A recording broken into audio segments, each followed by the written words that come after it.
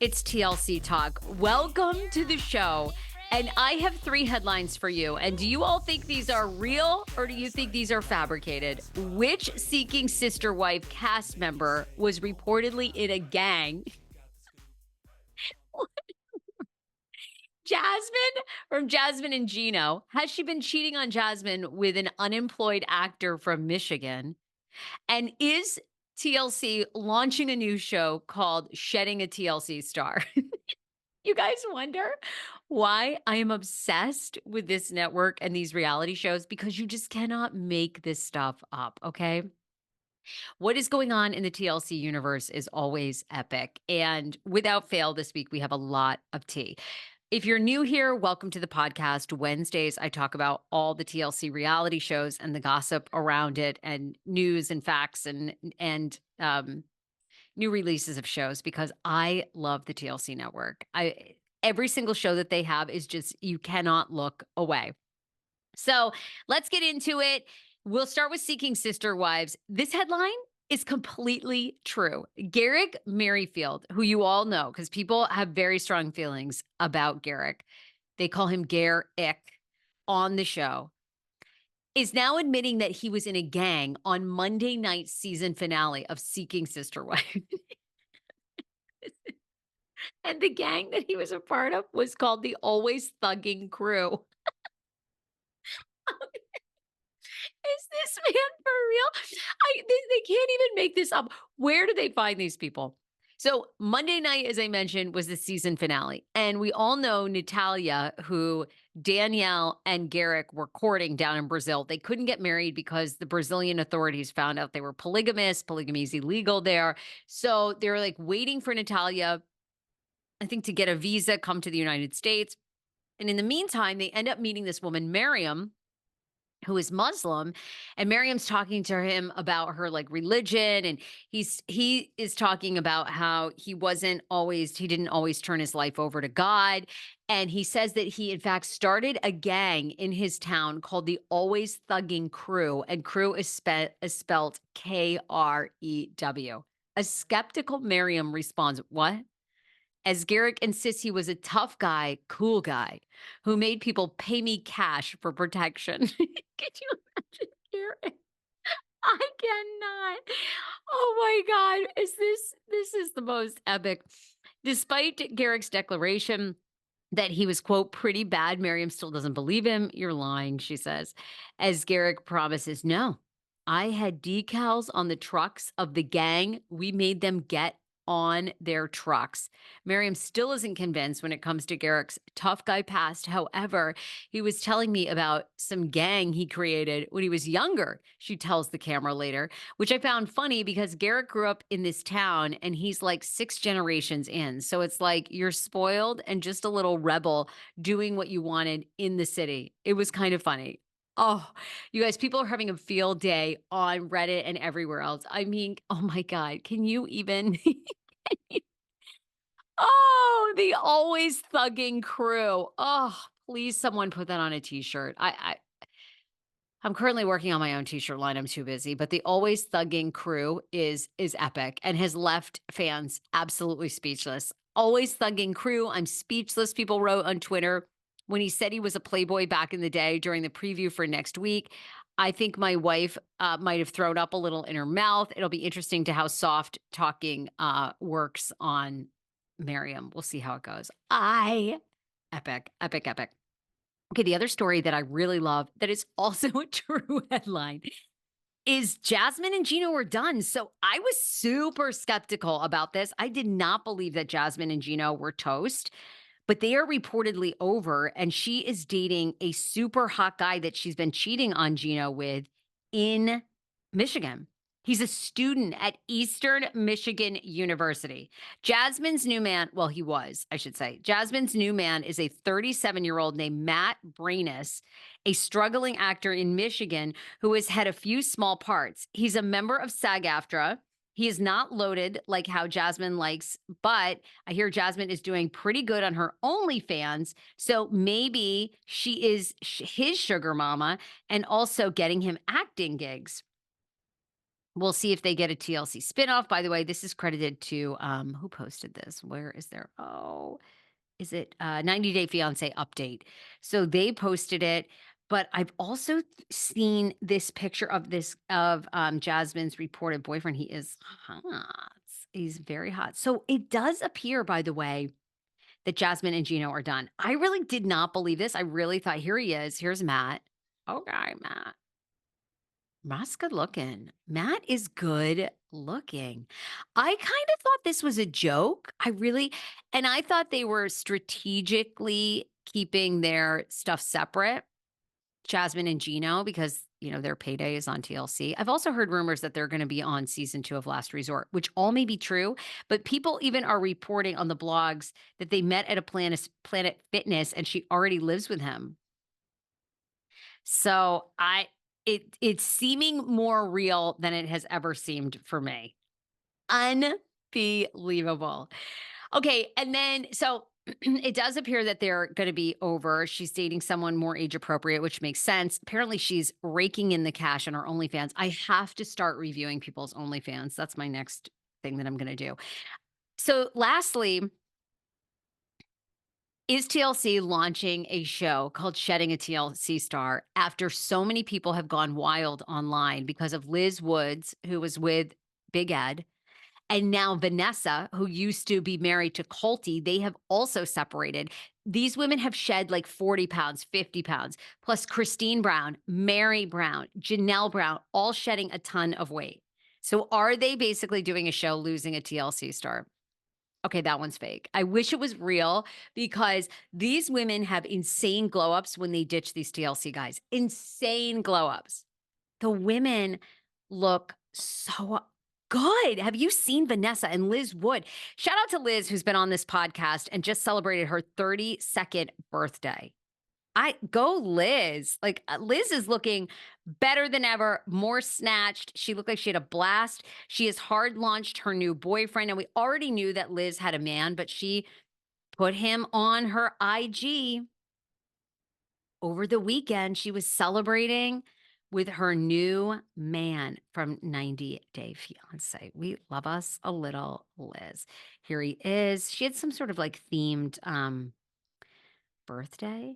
And she looks great. Really, really, really good.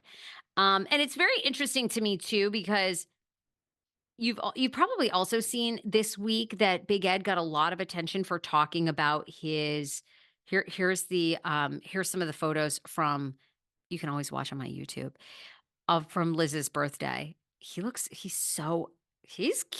fine. He's so fine. And Big Ed is getting press. Big Ed has been doing press about his neck disorder, which is something he was born with. 90 Day Fiance star Big Ed reveals he's also lost 19 pounds. He did a lot this week. He was on Page 6 shows. He was talking about growing up with his neck disorder because it is something. It's when he was on my show, he actually talked about what the technical term of what it's called. But he was born like that with some sort of neck without it growing. So we talked about that. A lot of people feel that he's doing that as damage control. Oh, he lives with a neck condition, KFS. It's actually really helped me, he says. What happened to Big Ed's neck is one of the most Google talked about things. So he is doing more of a in-depth he was even featured on today.com, their health and wellness.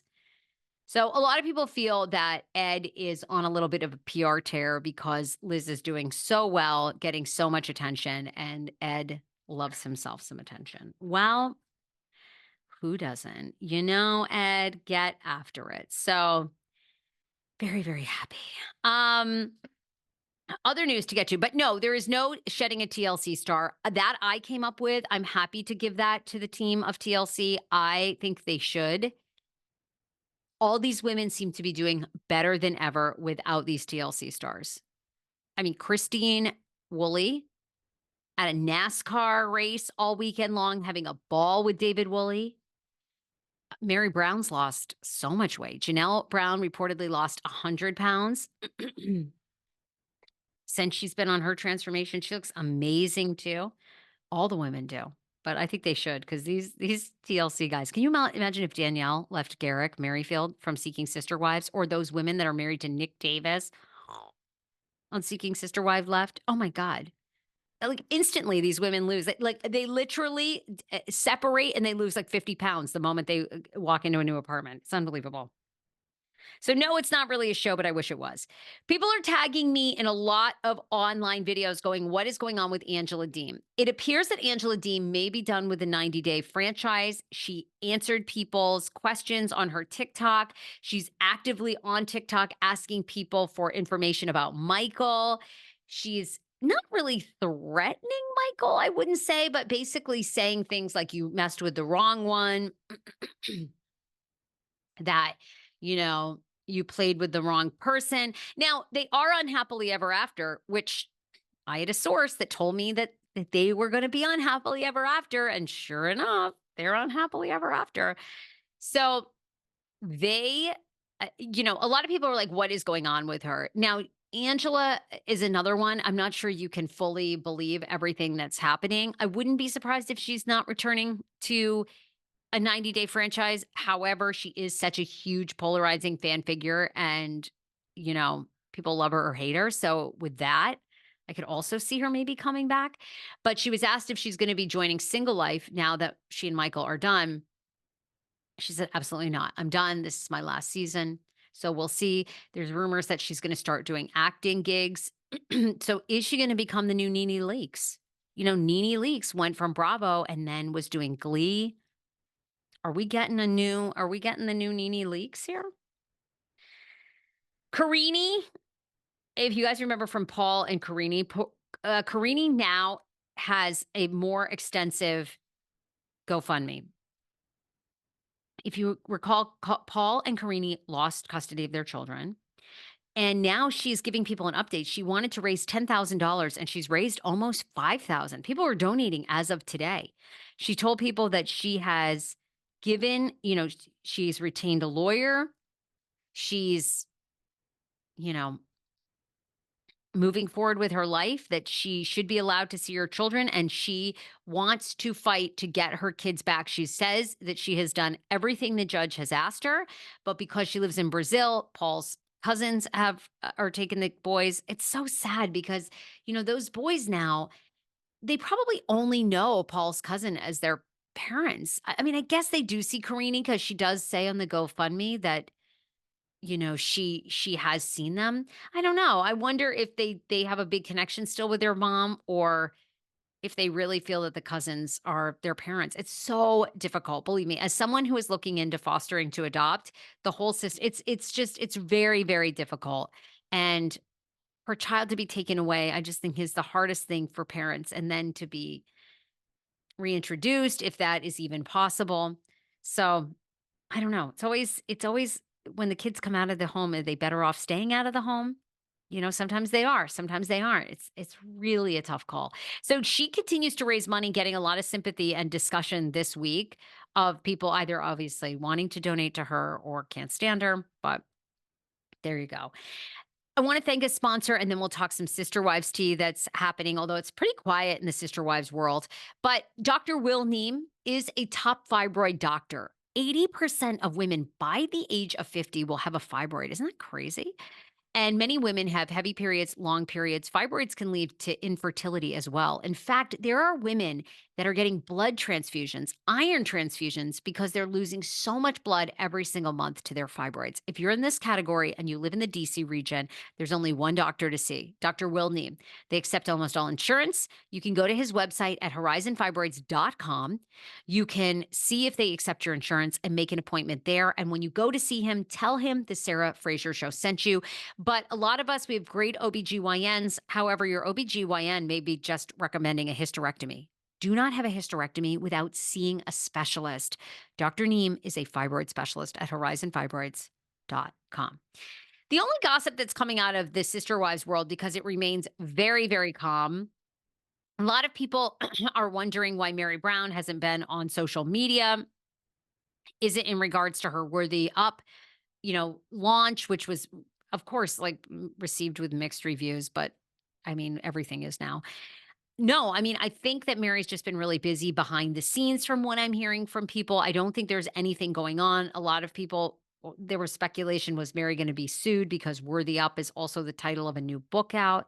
She's not being sued. She had every right to use that. And her Worthy Up community, I've definitely seen people joining and loving it. And I've heard from you guys, a lot of you guys that have joined Janelle, because Janelle has a Thrive community where people are receiving actual advice from Janelle and love it. So there you have it.